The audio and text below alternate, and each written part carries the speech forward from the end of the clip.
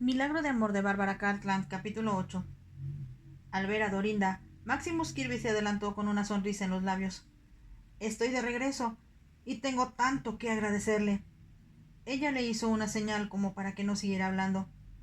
La miró con extrañeza y preguntó, ¿qué ocurre? ¿Qué es lo que la ha perturbado tanto?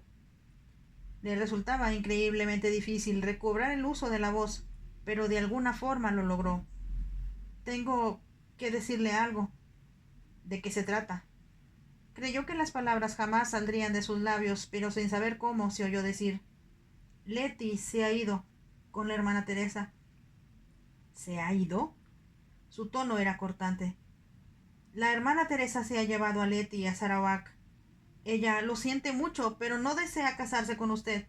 Ha dejado una nota pidiendo que yo se lo comunicara. Hubo un momento de silencio. Dorinda no podía mirarlo. Se sentía incapaz de afrontar la expresión de su rostro. Tras lo que se le antojó un tiempo larguísimo, él exclamó: ¿Por qué diablos no me dijo la verdad cuando se lo pregunté? Había violencia en su voz, y Dorinda sintió que no lo podía soportar. Lo siento mucho, murmuró y salió corriendo de la biblioteca. No había lugar, no sabía a dónde se dirigía, pero debía escapar. Le resultaba imposible enfrentarse a las preguntas que sin duda le haría Maximus Kirby. Casi había olvidado que él había interrogado acerca de si Letty deseaba casarse con él, en una conversación que tuvieron a bordo. Por defender a su hermana, ella lo había engañado. Ahora sabía que él la odiaría por no haber sido honesta, por no haber evitado cuando estuvo en sus manos que la presente situación se produjera.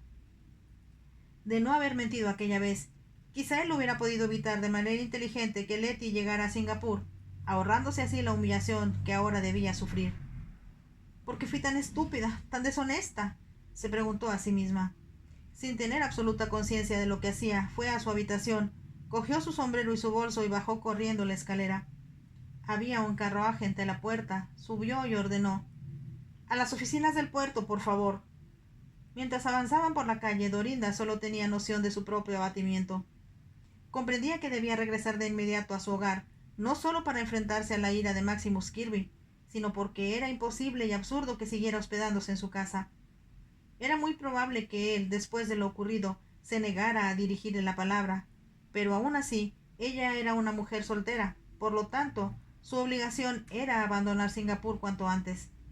En su desesperación, llegó a pensar en suplicarle a Maximus Kirby que le permitiera quedarse, pero sintió que aún le restaba un poco de orgullo y que debía comportarse como una dama, sin importar cuán abominable fuera e injustificable el comportamiento de su hermana. Volvería a Inglaterra y olvidaría que durante una mágica semana había estado junto al hombre que amaba, que por un tiempo muy corto había sido físicamente normal. A pesar de las palabras del doctor, estaba convencida de que el eczema reaparecía en cuanto pasara unos días en el clima frío y seco de su país. Sería de nuevo un fantasma de sí misma, que utilizaba la escalera de servicio de Aldeburn Park para no ser advertida. Al llegar a las oficinas del puerto, bajó deprisa y, sacando el billete de regreso que guardara en su bolso, se lo enseñó al empleado. ¿Cuándo saldrá el próximo barco de vapor rumbo a Inglaterra? El Homeric, de la compañía naviera P&O, arribará pasado mañana por la tarde y zarpará a la mañana siguiente. ¿Puede usted reservarme una cabina? Será un placer, madame. Rellenó un impreso con sus datos y mientras esperaba, entró un hombre en la oficina. Dorinda no lo advirtió hasta que lo oyó exclamar: Lady Dorinda. Es usted Lady Dorinda, ¿verdad? Se volvió para mirarlo, encontrándose con el rostro familiar de un hombre joven, al que viera muchas veces cuando salía a cazar. No esperaba verlo por aquí, señor Weakley. Yo tampoco a usted, aunque supe que su hermana había venido a Singapur para casarse con el señor Maximus Kirby. No se me ocurrió pensar que usted estaría con ella. Dorinda sentía los ojos del hombre en su rostro, y aunque era demasiado discreto como para hacer ningún comentario, sabía que estaba asombrado por su cambio de aspecto. Nunca la había visto tan bien, Lady Dorinda. Estoy arreglando mi viaje de regreso, comentó tratando de mirar hacia otro lado, avergonzada por la admiración que advertía en los ojos de Weakley. No es posible que regrese tan pronto. Debe llevar poco tiempo aquí, ¿verdad? Tengo mis razones para regresar a Inglaterra. El empleado le entregó los papeles y ella le dio las gracias. Debo verla antes de su partida, Lady Dorinda. ¿No vendrá usted al baile esta noche?, preguntó Weakley, ansioso, mientras salían de la oficina de pasajes. ¿Al baile? Mi hermana dará una fiesta. Usted debería saberlo, ya que les envió una invitación al señor Kirby y a Lady Lettice hace más de 10 días. Mi hermana no se ha encontrado muy bien últimamente. Bueno, si ella no puede asistir, usted sí debe hacerlo. Y además, le ruego que suene con nosotros. No sé si usted sabe que mi hermana está casada con Hugh Armstrong, dueño de una gran plantación en Joere. No, yo no lo sabía. Dorinda recordó haber oído que alguien de la familia Weakley vivía en Oriente, pero jamás se le había ocurrido preguntar en dónde. ¿Vendrá entonces?, insistió Anthony Weakley, parado junto al carruaje de Dorinda. Sin pensar, ella decidió que aceptaría la invitación. Cualquier cosa sería mejor que quedarse en la casa de Maximus Kirby, soportando su enojo. Todavía le quedaba un día de estancia en Singapur, y dudaba que fuera capaz de resistirlo. Me agradaría asistir. Gracias por haberme invitado. Pasaré a recogerla a las 7:30. Si Lady Lettice y el señor Kirby cambiaran de idea, mi hermana estaría encantada de recibirlos a cenar. Pero debe prometerme que, no importa lo que pase, usted vendrá. Se lo prometo, repuso Dorinda con una sonrisa. Él la ayudó a subir al carruaje y se quitó el sombrero para saludarla mientras se alejaba. Era un joven de muy buena presencia y además excelente jinete. Había conversado con él más de una oportunidad, ya que siempre solía ser de los que se mantenían en la cacería hasta el último momento. Iré al baile, pensó con decisión, cuando ya llegaba a la casa. Después de todo, tal vez fuera la última vez en que la honraran con una invitación así. Sabía que Anthony Weakley, si bien había sido amable con ella, jamás la hubiera invitado a un baile en el pasado. Era reconfortante darse cuenta de que por una vez en su vida, un hombre joven la miraba con admiración. Ya en la casa se encerró en su alcoba. No había señales de Maximus Kirby.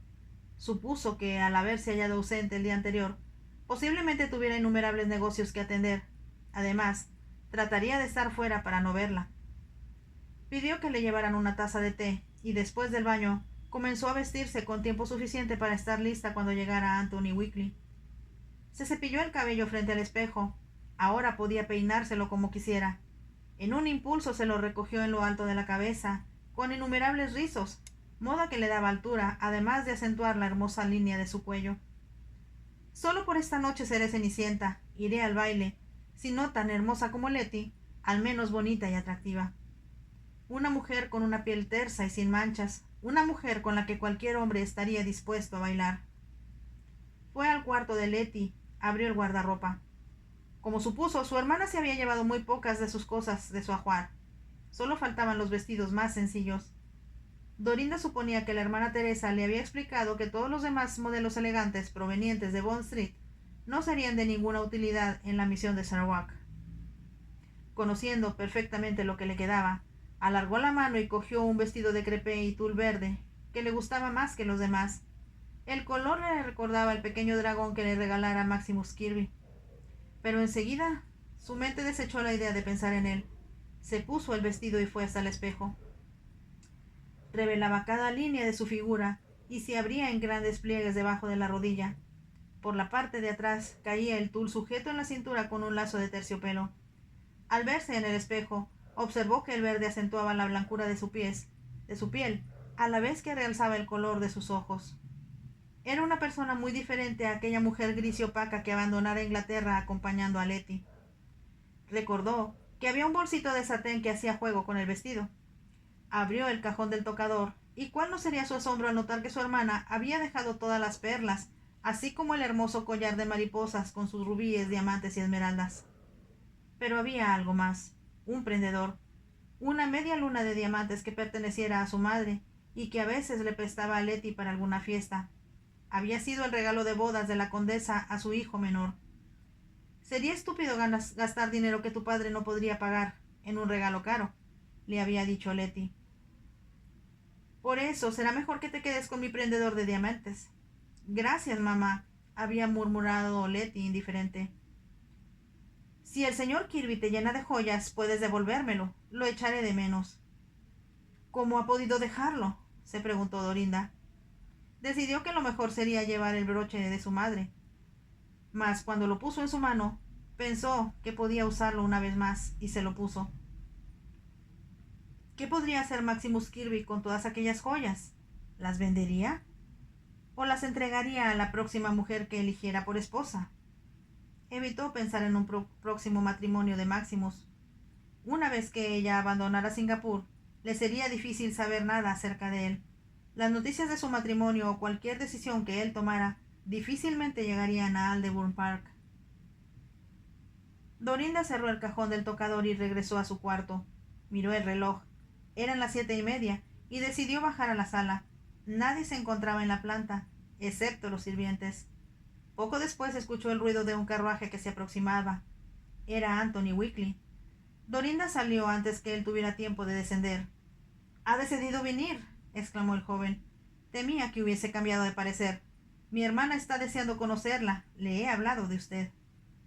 Ella entendió de inmediato cuáles habían sido las explicaciones dadas a su hermana, pero no tenía importancia. Aquella noche quería escuchar todo lo que la gente tuviera que decir acerca de su actual apariencia.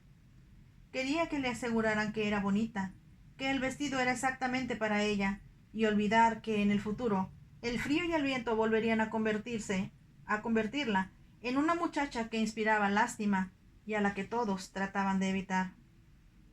En realidad, casi no escuchaba lo que Anthony Weakley le decía, salvo cuando le explicó que la fiesta tendría lugar en la casa que perteneciera a Sir Thomas Raffles. «Oh, tenía tantas ganas de conocerla», exclamó. «No entiendo por qué razón el señor Kirby no la ha llevado a visitarla. Es uno de los atractivos de Singapur». Como Dorinda no respondiera, él agregó: «Pero claro, usted me dijo que Lady Lettice ha estado enferma». «Lo lamento. ¿Eso quiere decir que no estará con nosotros esta noche?» «Me temo que no». «Es una lástima. Ya le he contado a mi cuñado y a sus amigos lo hermosa que es. Pero sé que no la echarán de menos cuando la vean a usted». Dorinda sonrió. «Usted me está adulando». «En absoluto.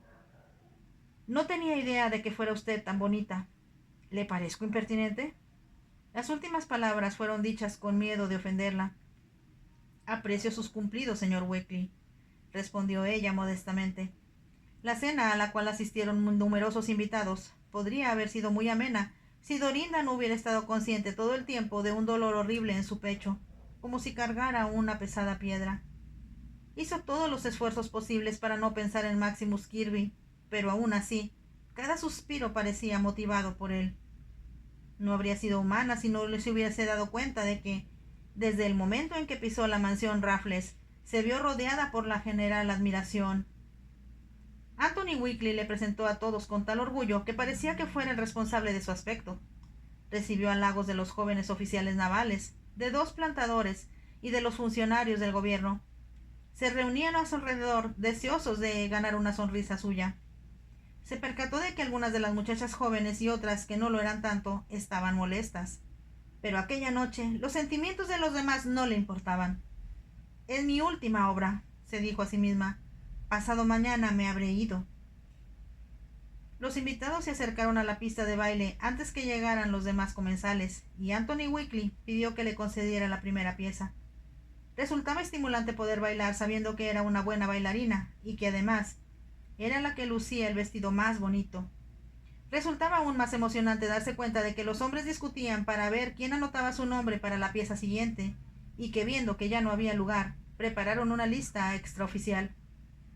«¿Puedo decirle que es usted la muchacha más hermosa que he visto en años? ¿No nos hemos visto antes? ¿La puedo ver mañana?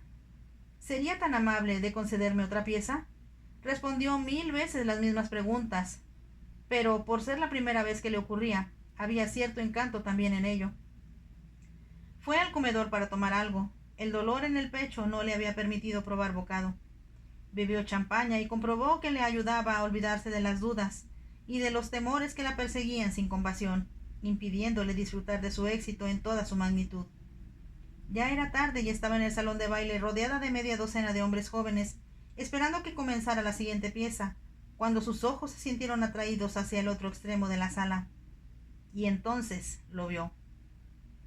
Avanzó hacia ella más sarcástico, más atractivo y más fuerte. más dominante que cualquiera de los jóvenes presentes. Todos se convertían en enanos a su paso.